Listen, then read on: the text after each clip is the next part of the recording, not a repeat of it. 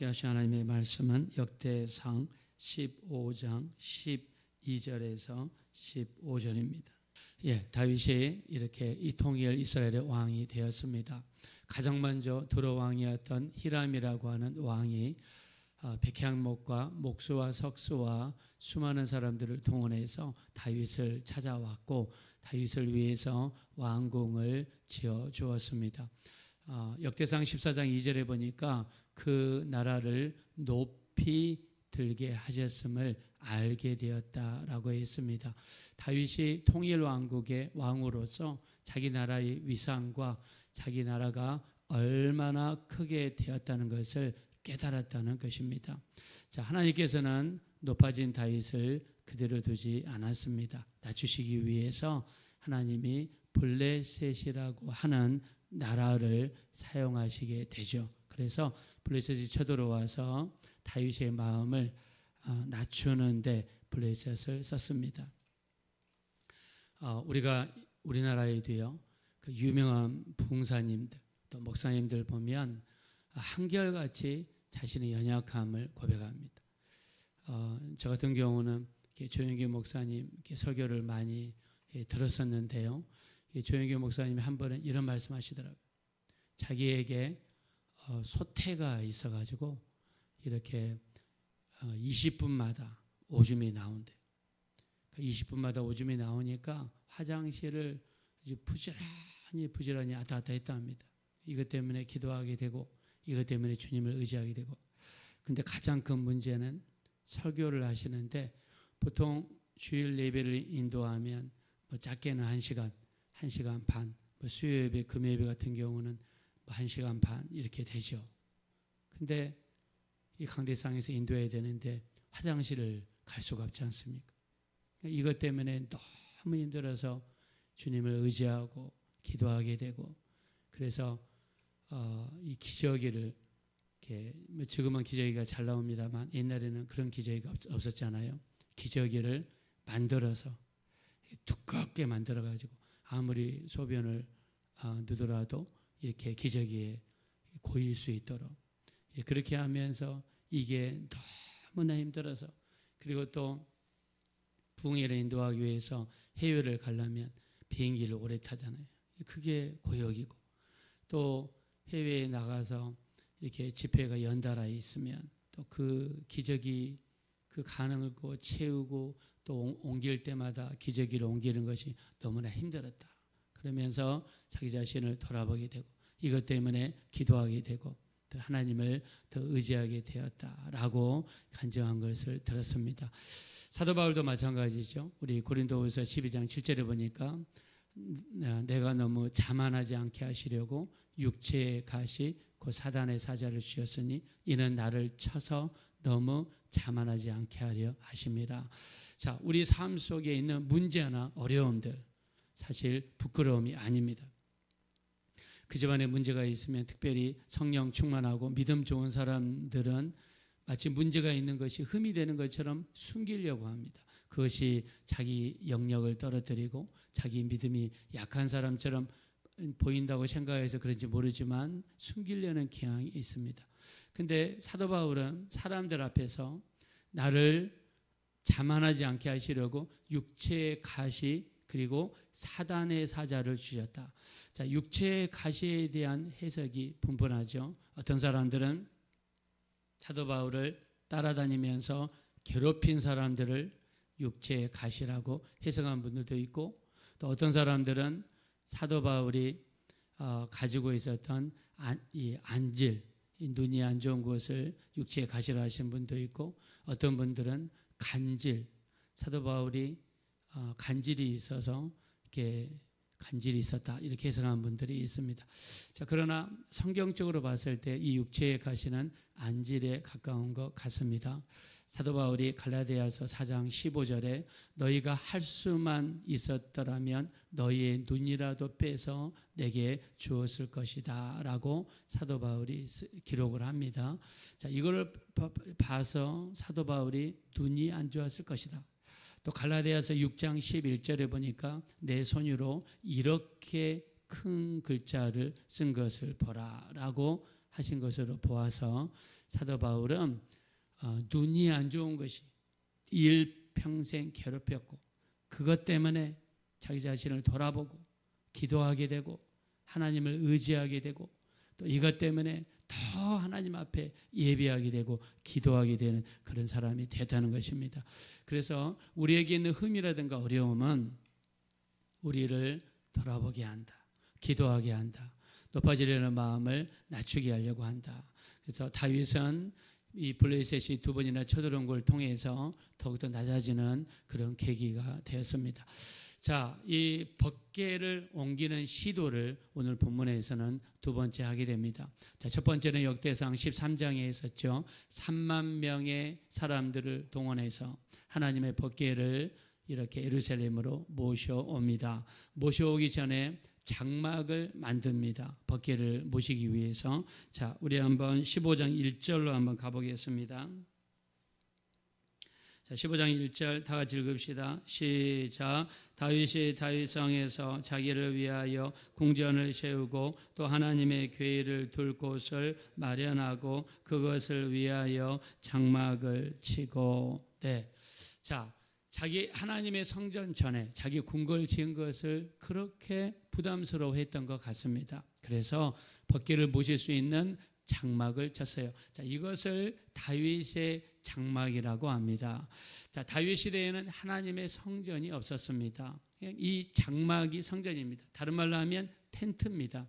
여기에 법궤를 모시고 이 앞에서 제사를 드리고 이 앞에서 예배를 드리고 이 앞에서 찬양을 드리고 그것도 아침과 저녁으로 번제를 드리고 또 찬양이 끊어지지 않도록 찬양팀을 만들고 이런 일을 했습니다. 다윗의 장막에 법궤를 모시고 찬양과 예배가 살아 있었을 때 수많은 백성들이 가장 가까이에 와서 법궤 앞에서 예배를 드렸습니다. 이때는 이스라엘의 전성기였고 영토가 확장되었고 주변 나라들로부터 조공을 받았고 역사의 전성기를 이뤘습니다. 법궤를 우리 마음에 모시고 날마다 예배와 찬양과 기도를 힘쓴다면 우리의 삶에도 인생의 황금기가 찾아오게 될 줄로 믿습니다. 그래서 다윗의 장막이 회복되기를 이스라엘 백성들은 지금도 소망하고 있는 것을 알 수 있습니다. 다윗은요, 첫 번째 법궤가 옮길 때 우사가 죽었습니다. 자, 근데 이거를 통해서 자신을 돌아보게 되죠. 그 이유를 두 가지로 결론을 내립니다. 자, 첫 번째 보겠습니다. 13절입니다. 다 같이 읽읍시다. 시작. 전에는 너희가 매이지 아니하였으므로 우리 하나님 여호와께서 우리를 찢으셨으니 이는 우리가 규례대로 그에게 구하지 아니하였음이라 하니. 아멘. 첫 번째 이 술의 법궤를 매이지 아니하였다. 법궤는 매게 되어 있죠. 민수기 4장 15절에 레위 자손 중에서 고앗 자손이 법궤를 매게 되어 있습니다. 수레에 옮기면 안 됩니다. 만져서도 안 되고 안을 들여다봐서도 안 됩니다. 자, 근데 법궤를 매지 않았다는 것을 알았습니다. 우사가 만지는 순간에 그 자리에서 죽었어요. 그리고 그 축제의 분위기가 저주의 분위기로 바뀌었습니다. 우리가 13장에 앞에서 봤던 것처럼 다윗에게 임한 것은 두려움이었습니다. 자, 우리가 하나님에 대한 지식이 없고 하나님을 잘 알지 못할 때 우리에게 찾아온 것은 두려움입니다. 그래서 요한복음 8장 31절 32절에 내 말이 너희 안에 거하면 진리를 알지니 진리가 너희를 자유케 하리라 그랬습니다. 우리가 하나님을 알지 못하면 두려움이 임하는 거예요. 그래서 구약시대의 이스라엘 백성들은 하나님을 알지 못했기 때문에 두려움이 임했습니다. 그러나 우리는 예수님을 통해서 너무나 하나님을 잘 알고 있습니다. 성경 말씀을 잘 알고 있습니다. 진리를 아는 곳에 진정한 자유가 있는 줄로 믿습니다. 우리가 이 주변에 이사를 가려고 해도 손 없는 날을 택해야 되고, 손이라는 게 뭐 귀신이라고 합니다. 귀신 없는 날. 그 다음에 귀신을 두려워하고 귀신을 무서워하고. 여러분 왜 두려워합니까? 경찰이 총을 잡고 도둑 앞에서 있는데 도둑이 무서워서 도망가는 격이죠. 우리는 하나님의 자녀이고 예수 이름의 권세가 있고 하늘에서 나신 이가 우리를 지키심에 악한 자가 우리를 만지지도 못한다고 그랬습니다. 예수 이름의 권세, 피의 권세가 우리에게 있기 때문에 예수 이름으로 기도하고 보혈을 의지하는 자에게는 어떤 악한 영들이라 할지라도 떠나게 될 줄로 믿습니다. 이게 우리의 자유예요. 예수 믿는 사람의 자유입니다. 우리는 어떤 귀신의 눈치를 본다거나 날짜를 따지는 것이 아니라 전능하신 하나님의 눈치를 봐야 될 줄로 믿습니다. 그냥 우리 하나님께 기도하는 겁니다. 하나님, 이 날짜밖에 없습니다. 이날 이사할 것입니다. 하나님께서 지켜주시고 보호해 주시고 세상 사람들은 손없는 날을 택하고 이렇게 따지지만 우리는 그거 따지지 않습니다. 하나님이 지키시고 인도하시고 보호해 주실 줄로 믿습니다. 우리는 믿음으로 가는 것입니다. 오직 의인은 믿음으로 말미암아 살리라 하셨으니까 기도했으면 하나님이 들으셨다는 것을 믿고 여호수아는 요단강이 갈라지지 않았지만 갈라질 것을 믿고 기도하고 발을 내디딜 때 요단강이 갈라졌던 것처럼 믿음으로 나가는 사람 발걸음 앞에 어떤 어려움과 문제도 갈라지게 될 줄로 믿습니다. 갈라집니다. 믿음으로 사는 거죠. 자, 이렇게 살아가는데 이 다윗은요 매지 않았다는 것을 깨달았습니다. 자, 그래서 이번에는 레위 자손 중에서 제사장들이 법궤를 메라. 자, 그리고 두 번째 이유가 14절입니다. 다 같이 한번 읽읍시다. 시작. 이에 제사장들과 레위 사람들이 이스라엘 하나님 여호와의 궤를 메고 올라가려 하여 몸을 성결하게 하고. 아멘. 두 번째, 거룩이 문제였다는 겁니다. 거룩.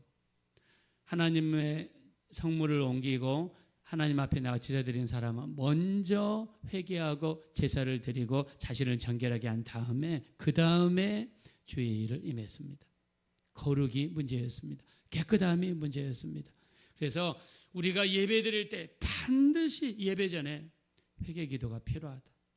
예수님의 보혈을 의지해서 자신을 거룩하게 하고 깨끗하게 하는 것이 얼마나 중요한가. 그래서 다윗은요 두 가지를 깨닫습니다. 첫째, 매지 않기 때문에 우리가 이런 일을 당했다. 두 번째, 정결하지 않았기 때문에 이런 일을 당했다. 깨닫게 되죠. 그리고 여기에 자유함을 느끼게 되고 이제 사람들을 동원해서 법궤를 내어옵니다. 자, 근데 여기서 우리가 알 수 있는 것은 하나님 말씀에 불순종했을 때 우사가 죽었는데 다른 우리가 사무엘하 6장에도 우사가 죽는 장면이 나오거든요. 여기는 우사를 치셨다. 그리고 그곳을 베레스 우사라고 합니다. 자, 근데 에스라는요, 우사가 죽는 것을 뭘로 표현하냐면 하나님이 찢으셨다. 하나님이 찢으셨다는 단어를 씁니다. 여러분, 찢다는 단어가 무엇입니까? 종이를 찍죠. 능지처참이라는 옛날에 처형 수단이 있었습니다. 사람의 사지를 말에다 묶어가지고 찢어져서 죽이는 겁니다. 잔인하죠. 근데 그 잔인한 단어를 에스라는 썼어요. 하나님이 찢으셨다. 자, 우리 다시 한번 보겠습니다. 13절입니다. 13절 다 같이 한번 읽읍시다. 시작. 전에는 너희가 매지 아니하였으므로 우리 하나님 여호와께서 우리를 찢으셨으니 이는 우리가 규례대로 그에게 구하지 아니하였음이라 하니. 자, 다윗의 법궤를 옮기는 것을 통해서 에스라라고 하는 학자는 70년 동안 바벨론 포로 생활을 하고 돌아온 이스라엘 후손들에게 이거를 말씀해 주고 싶은 거예요. 말씀대로 살지 않는 삶이 얼마나 무서운 것인가를 알게 해주고 싶었다는 거예요. 하나님이 찢으셨대. 찢으셨다는 단어가요. 성경을 제가 찾아보니까 제가 찾아본 기준은 세 군데 나옵니다. 역대상에 2번, 호세아서에 1번. 여호와께서 우리를 찢으셨으나 다시 낫게 하실 것이다. 호세아서에 이렇게 기록했고 역대상 13장에 역대상 15장에 하나님이 찢으셨다는 단어를 성경에 3군데 나오는데 여기에 역대상하에 2번 나옵니다. 하나님이 찢으신 얘기는 분명히 잔인한 표현입니다. 무서운 표현이죠. 근데 왜 이런 단어를 썼느냐? 하나님 말씀에 불순종하는 삶이 얼마나 무서운 결과를 가져온다는 것을 후손들에게 이야기하고 싶은 거예요. 그래서 지셨다는 단어를 쓰는 겁니다. 하나님께서 사울 왕에게 아말렉을 쳐서 멸하라. 사무엘상 15장 3절에 말씀하죠. 근데 살진 소와 양을 남기고 불순종했습니다. 그때 사무엘 선지자가 가서 이야기하죠. 사무엘상 15장 22절 순종이 제사보다 낫고 듣는 것이 수양의 기름보다 나으니 거역하는 것은 점치는 죄와 같고 완고한 것은 사신 우상에게 절하는 죄와 같으니라. 왕이 여호와의 말씀을 버렸으므로 여호와께서도 왕을 버려 이스라엘의 왕이 되지 못하게 하셨느니라 라고 하시면서 불순종이 얼마나 무서운 것인가를 성경에 기록했습니다. 우리 다윗은 이 다윗의 불순종이 하나님이 지으시는 결과를 가져왔다. 이거를 에스라는 이야기하고 싶었습니다. 자, 다윗은 사람들을 데리고 오벳에돔의 집으로 갑니다. 그리고 법궤를 인수합니다. 법궤를 인수한 다음에 가장 먼저 한 행동이 무엇이었을까요? 자, 우리 한번 성경 말씀으로 돌아가겠습니다. 밑으로 쭉 내려가셔서 우리 25절입니다. 25절 다 같이 한번 읽읍시다. 시작. 이에 다윗과 이스라엘 장로들과 천부장들이 가서 여호와의 언약궤를 즐거이 메고 오벳에돔의 집에서 올라왔는데, 자, 오벳에돔의 집에서 언약궤를 맸다고 그랬죠. 26절입니다. 시작. 하나님이 언약궤를 맨 레위 사람을 도우셨으므로 무리가 숫송아지 7마리와 숫양 7마리로 제사를 드렸더라. 아멘. 법궤를 모시고 나서 가장 먼저 한 행동은 하나님께 예비하며 회개하며 또 27절에는 찬양을 드리는 이 일을 다윗이 했습니다. 자, 근데 이때 드린 한번 이 번제물을 봅시다. 여기 보니까 숫송아지 7마리, 숫양 7마리라고 표현했습니다. 자, 숫송아지는 언제 드리는 제물이냐면 대제사장이 회개할 때 드리는 제물입니다. 그 다음에 제사장이 회개할 때 드리는 제물입니다. 그리고 온 이스라엘 회중이 하나님께 단체로 나가서 회개할 때 드렸던 제물이 숫송아지였습니다. 숫송아지는 제물 중에서 가장 비싼 것이고 인간이 드릴 수 있는 최고의 제물이었던 것입니다. 이거를 무려 7마리를 하나님께 드렸고요. 숫양은 헌신을 상징합니다. 그래서 숫송아지 7마리와 숫양 7마리를 하나님께 드리면서 우리가 말씀대로 옮기지 못했던 것을 회개하면서 하나님, 우리가 이제 마음껏 예배와 찬양과 기도를 통해서 헌신하겠습니다 라는 의미에서 숫송아지와 숫양 각각 7마리씩을 하나님께 드렸습니다. 자, 다윗은 법궤를 모시고 와서 하나님께 예배하며 찬양하는 삶을 시작함으로 나라가 견고하게 굳건하게 선 것을 알 수 있습니다. 우리의 삶 속에도 하나님과 법궤와 이스라엘 백성 사이는 천막 하나입니다. 이 커튼 하나입니다. 이날에는 뜰을 지나야 되고 그 다음에 성소를 지나야 되고 휘장을 지나야 되고 지성소를 지나야 됐습니다. 근데 이제 이스라엘 백성과 하나님은 천막 하나 사이입니다. 어쩌면 우리가 드리는 이 예배 다윗의 장막일지 모릅니다. 우리가 다윗의 장막 앞에서 예배가 있었고 찬양이 있었고 말씀이 있었고 기도가 있었습니다. 여러분 삶에도 예배와 찬양과 기도와 말씀이 충만하게 이루어지셔서 하나님과 여러분 사이에 영적인 번성기, 영적인 축복, 또 여러분 삶의 번성의 역사가 예배와 기도 말씀을 통해서 충만하게 이루어지게 되시기를 예수님의 이름으로 축원드립니다. 이 시간 기도하실 때 다윗은 하나님의 말씀에 순종하지 못했음을 깨닫고 이제 하나님께 나아가 제사하며 회개를 하게 됩니다. 그리고 예배와 찬양과 기도와 말씀을 통해서 하나님과 깊은 교제가 이루어지게 되고 이게 이스라엘 백성들의 번영기로 접어들게 되었습니다. 우리도 하나님께 더 가까이 할 수 있는 영적 생활하게 도와주십시오. 예배와 기도와 말씀을 통해 더 하나님과 깊은 영적인 교제가 이루어지게 도와주십시오. 그래서 우리 삶 속에도 영적인 번성기, 영적인 번영기가 우리 삶 속에 찾아오게 하시고 이 땅에서도 승리하는 삶을 살게 도와주십시오. 우리 합심으로 간절히 기도하겠습니다. 걸어오시고 잡으러오신 하나님 진심으로 감사합니다. 이 시간에도 우리 참으로 다윗이 하나님 앞에 불순종이 있다가 하나님 앞에 온전히 돌아오는 모습을 봅니다. 하나님 앞에 온전하지 못했던 우리의 모습을 진심으로 회개합니다. 예수님의 피를 의지합니다. 예수님의 보혈을 의지합니다. 우리를 거룩하고 정결하게 써주시고 온전한 예배와 찬양과 기도가 이루어질 수 있는 우리 모두가 될 수 있도록 인도하여 주십시오. 불쌍히 여겨 주십시오. 긍휼히 여겨 주십시오. 우리 하나님과 더 가까이 하게 하십시오. 예배와 기도와 말씀을 통해 우리 하나님께 더 가까이 갈 수 있는 우리의 신앙생활이 이루어질 수 있도록 인도하여 주십시오. 우리는 연약합니다. 우리는 부족합니다. 하나님께서 우리를 도우시고 우리를 불쌍히 여겨주시고 우리를 긍휼히 여겨주십시오. 성령으로 조정하시고 성령으로 인도하시며 우리의 삶 속에 우리 자손들 속에 이루어지게 도와주십시오.